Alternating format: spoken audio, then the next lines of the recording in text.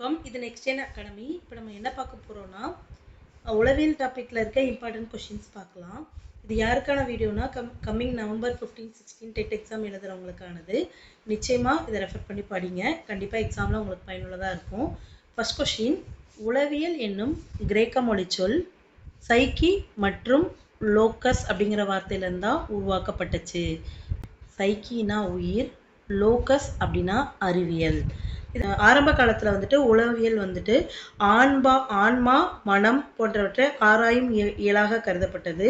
வெகு காலத்திற்கு முன்பே இந்த கருத்து கைவிடப்பட்டு அதுக்கப்புறமா வந்துட்டு நடத்தையை பற்றி முறையாக ஆராயும் துறையே உளவியல் அப்படின்னு சொல்லப்பட்டுச்சு. மனிதனோ விலங்கோ தனது நடத்தையை வெளிப்படுத்தும் பொழுது உள்நோக்கங்கள் புலப்படுகிறது அப்படின்னு சொல்லிட்டு ஹார்மிக் கொள்கையில யார் சொல்லியிருக்காங்க அப்படின்னா ஆங்கிலேய நாட்டு அறிஞர் வில்லியம் மக்டூகல். அடுத்தது தேர்ட் கொஸ்டின் வடிவமைப்பு கோட்பாடு. வடிவமைப்பு கோட்பாட்டின்படி மனம் அறிவுசார் இயக்கமுடையது அப்படின்னு சொன்னது யாருன்னா டிச்னர். இந்த வடிவமைப்பு கோட்பாட்டோட கூறுகள் என்னென்னா புலனுணர்ச்சி, உணர்வுகள், மனபிம்பங்கள்.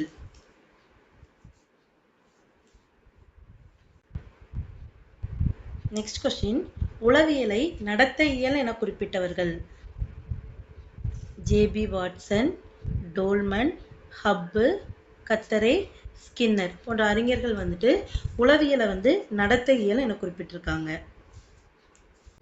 நெக்ஸ்ட் கொஸ்டின், 1912 முழுமைக்காட்சி கோட்பாடு அப்படிங்கிற புதிய கொள்கை உளவியல்ல அறிமுகமாச்சு. முழுமைக்காட்சி கோட்பாடை குறிக்கிற கெஸ்டால்ட் அப்படிங்கிறது என்ன மொழிச்சொல் அப்படின்னா ஜெர்மானிய மொழிச்சொல். இந்த கெஸ்டால்ட்டுங்கிற ஜெர்மானிய மொழிச்சொல்லுக்கு உருவம், வடிவம் அப்படிங்கிற பொருள்லாம் இருக்கு. காட்சி பொருட்களை முழு உருவ அமைப்போடு காணுதல் அப்படின்னு விளக்கம் அளிக்கிறாங்க. நெக்ஸ்ட் கொஸ்டின், உளப்பகுப்பு கோட்பாடு. உளப்பகுப்பு கோட்பாடை பற்றி கூறினது யாருன்னா சிக்மண்ட் ஃப்ராய்டு. மனிதனோட நடத்தையை நிர்ணயிப்பதில் அவனுடைய அடிமனத ஆழத்தில் அமைந்திருக்கும் நனவெளி மனத்தின் முக்கியத்துவத்தை இந்த உளப்பகுப்பு கோட்பாடு வலியுறுத்துகிறது. மனிதனோட நடத்தையை நிர்ணயிக்கிறதுல அவங்களோட அடிமன ஆழத்தில் அமைந்திருக்கும் நனவெளி மனத்தோட இம்பார்ட்டன்ஸை பற்றி இந்த உளப்பகுப்பு கோட்பாட்டில் சிக்மண்ட் ஃப்ராய்டு குறிப்பிட்டிருக்கிறாரு. அடுத்தது தனிநபர் உளவியல் பற்றி குறிப்பிட்டது யாருன்னா ஆட்லர். அடுத்ததா பகுப்பு உளவியலை பற்றி குறிப்பிட்டது யூங்.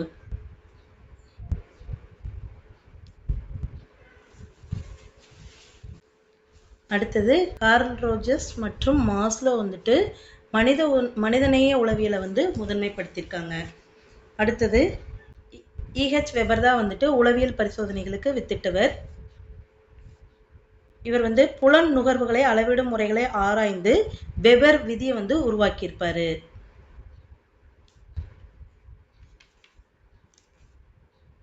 ஜிடி ஃபெச்னர் 1860 உள இயற்பியல் அப்படிங்கிற நூலை இயற்றியிருக்கிறாரு. இவர் இஹெச் வெபரோட ஆய்வை செம்மைப்படுத்தி புறத்தூண்டல்களுக்கும் புல உணர்ச்சிகளுக்கும் இருக்கிற தொடர்பை அளவிட்டவர் யாருன்னா இந்த ஜிடி ஃபெச்னர். அதுக்கடுத்த கொஸ்டின் 1879 ஜெர்மனியில் உள்ள லீப்சிக் அப்படிங்கிற இடத்துல முதல் உளவியல் ஆய்வகத்தை அமைச்சவர் யாருன்னா வில்லியம் உண்ட்.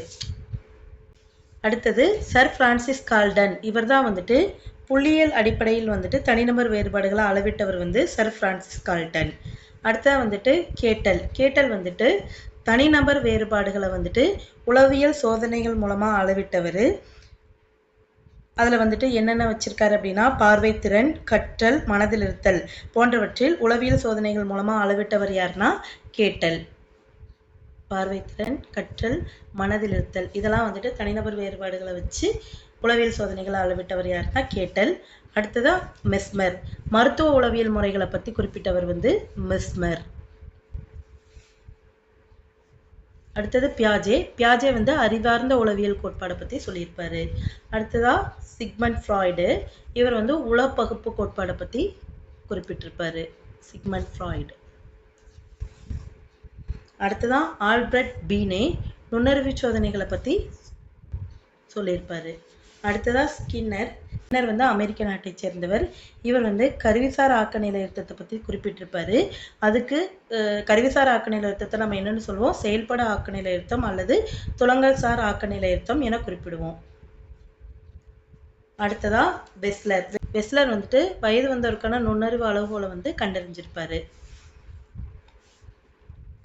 கொஸ்டின், ஒருவர் தன் அனுபவங்களை தானே உள்நோக்கி பார்த்து விவரித்தலும் அவ்வாறு விவரிக்கப்பட்டவற்றை பகுத்தாய்ந்து வகைப்படுத்துதலும் அகநோக்கு முறை அப்படின்னு சொன்னது யாருன்னா வில்லியம் உண்ட்.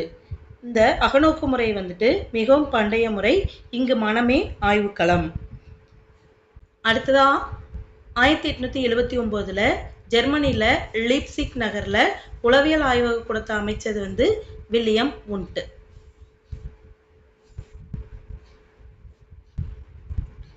அடுத்ததா தனியலக ஆய்வு அப்படிங்கிறது வந்துட்டு நீண்ட திரள் பதிவேட்டு ஆய்வு முறை ஆகும். தனியலக ஆய்வு முறை வந்துட்டு தனியால் ஆய்வு முறைன்னு குறிப்பிடுறோம். இது வந்து கேஸ் ஸ்டடி மெத்தடு. இதை வந்து மருத்துவ முறைன்னு கூட குறிப்பிடுவோம்.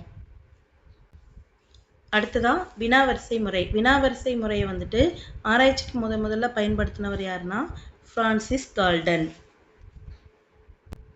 இந்த வாக்கெடுப்பு அப்படிங்கிறது வந்துட்டு வினாவரிசை முறையில் ஒரு வகை தான் வந்துட்டு வாக்கெடுப்பு. அடுத்ததா நெறிப்பிரல் உளவியல் வளர்ச்சிக்கு உதவியது சிக்மண்ட் ஃப்ராய்டோட உள பகுப்பாய்வு. ஓகே டீச்சர்ஸ், இன்னும் வரப்போகிற வீடியோஸில் உளவியல் சம்மந்தப்பட்ட இம்பார்ட்டன்ட் கொஷின்ஸ் பார்க்கலாம். கண்டிப்பாக ரெஃபர் பண்ணி பாருங்கள். தேங்க்யூ. மேலும் உளவியல் சம்மந்தப்பட்ட எந்த மாதிரி வீடியோஸ் வேணுங்கிறத கமெண்ட்டில் சொல்லுங்கள். தேங்க்யூ.